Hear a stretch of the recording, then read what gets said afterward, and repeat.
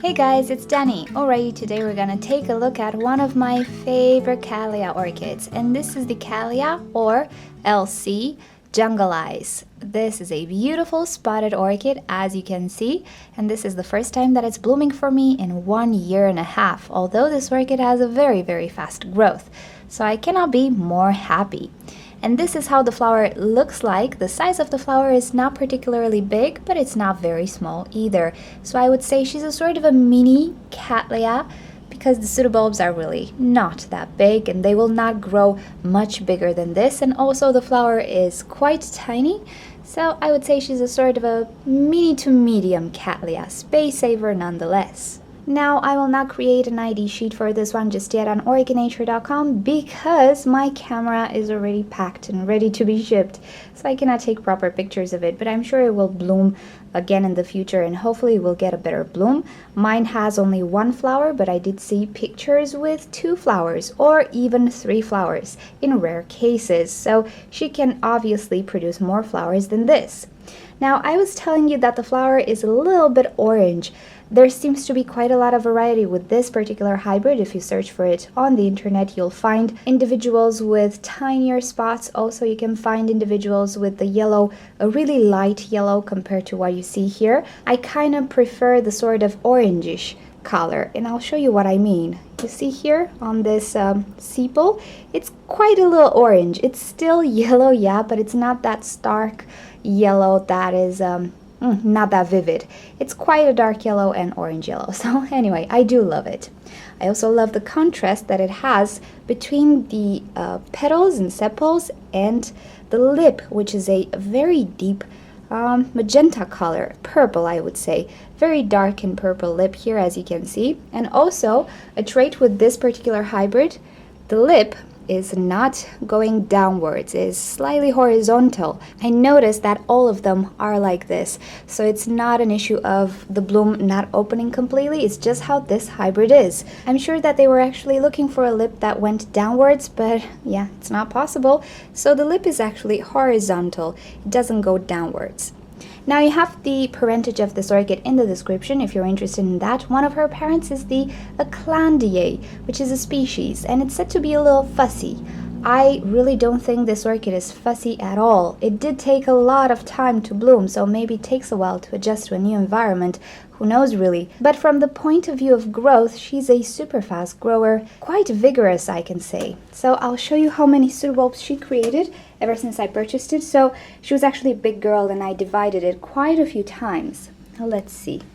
So ever since I got her, she created, I'm not sure, I think this pseudobulb, this one, this right here, this, and the new growth which actually bloomed this time. And this all happened in 1.5 years. And if you know Cattleyas, you know they pretty much create 1 pseudobulb per year or 2 pseudobulbs per year, but there are species which only grow 1 pseudobulb per direction of growth in 1 year. So this is a very prolific grower. I'm not sure how prolific it is when it comes to blooming. This is the first time, but it's a great start. Now, apart from this beauty, this orchid is also fragrant. This has been open for the past few days. The fragrance is not quite developed just yet, but I have good light today. I'm not sure about tomorrow, so I really just wanted to film it. Right now, it started to smell just today, but it's not the complete fragrance. So far, it's a little bit sweet and a little bit citrusy at the same time, and slightly floral, all combined in a sort of a plastic type of fragrance. But again, this is not the complete fragrance. I'll give it a few more days, and in the description I'll edit and I'll come back with a full description of the scent. But it is supposed to be fragrant, and hopefully it's gonna be a good fragrance. It is shaping up to be a good one, but yeah, I really wouldn't mind if this orchid actually stank, because just look at it. Now there's another interesting thing. Let me show you the back of the flower. Okay. Here you go. The color on the back again is really pretty. It's that orangish type of color that I really like. The flower is also waxy and it's not floofy in any way, really.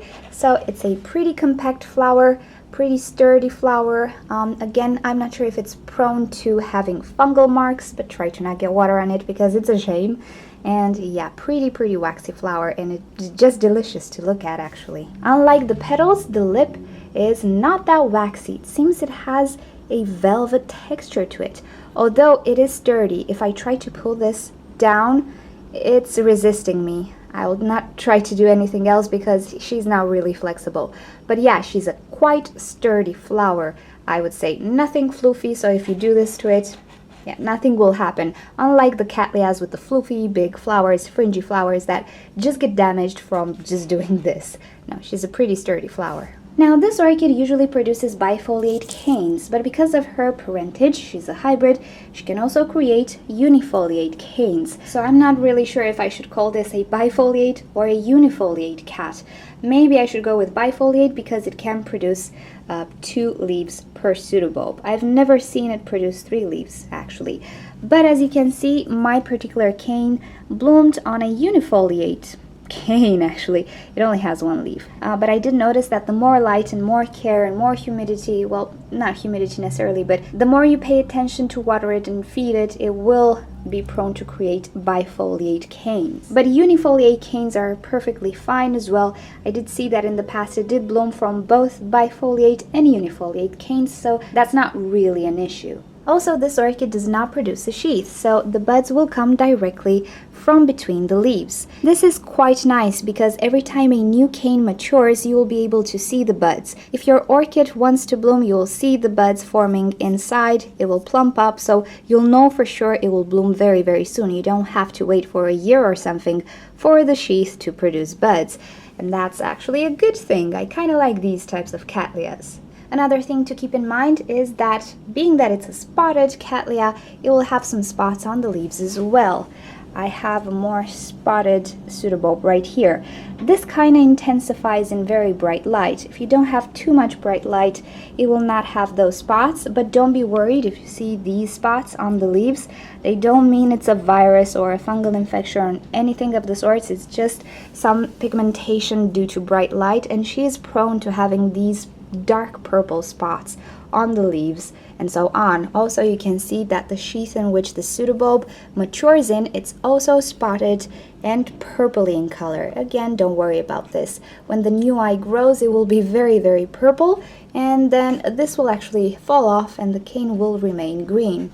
So everything about it is pretty purple and pretty spotted. Now, I purchased this orchid at Schwerter. I'll leave you a link down below. I'm not sure they have it in stock anymore, but they had it quite a few times, so they might bring it back. And what I paid for it was 24.9 euros, if I remember correctly.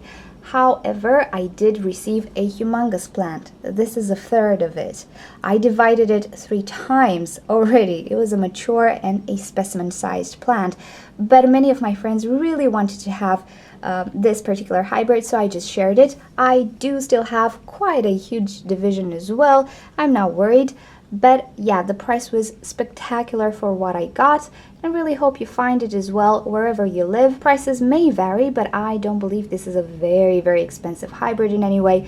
It might be just a little bit more expensive than your usual Cattleya, who knows, but it's not something like 100 euros that you cannot afford. So alrighty guys, thank you for watching this video. Hope you enjoyed it. If you did, please give it a thumbs up and a share. Subscribe to my channel for regular orchid videos, and feel free to leave me questions you might have about orchids or suggestions for videos in the comment section below. If you click on the left side of your screen, you'll be directed to orchidnature.com, where you'll find care sheets, identification sheets, and also you can talk to us in the forum section. And on the right side of your screen, you can click to watch another Cattleya orchid video. Thank you for joining. I'll see you next time. Bye!